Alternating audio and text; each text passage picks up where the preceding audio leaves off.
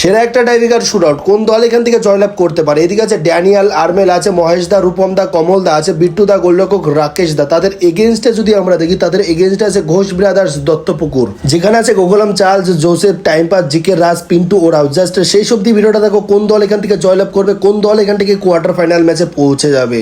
এখান থেকে ঘোষ ব্রাদার্স দত্তপুকুর দলের হয়ে প্রথম শট করতে এসছে টাইম পাস, আর ওখান থেকে লাক্সারি লিভিং ফার্নিচার তার গোলরক্ষক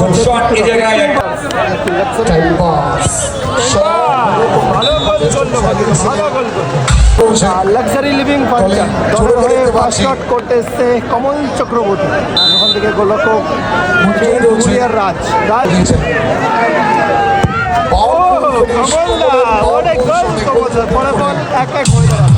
ঘোষ ব্রাদার্স দলের হয়ে সেকেন্ড শট করতে এসছে Gokulam Charles versus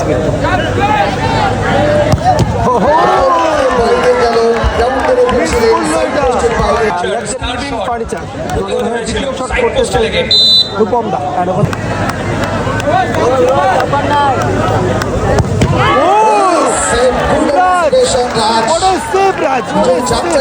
Ghosh brothers Duttapukur দলের হয়ে শেষ শট করতেছে পিন্টু, আর ওখান থেকে গোলরক্ষক চেঞ্জ, বিট্টুদার জায়গায় কিন্তু রাকেশ দা এসছে।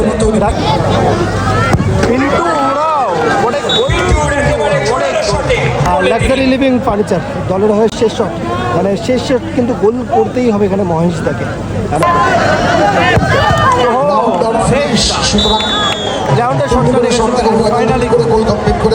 কিন্তু আর একটি করে শট হবে, এখান থেকে সেকেন্ডে একটি করে শট করতে এসছে কিন্তু রাজ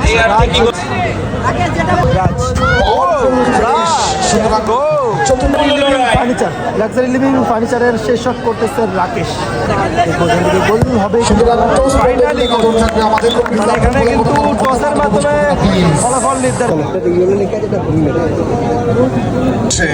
দেখবে এখান থেকে।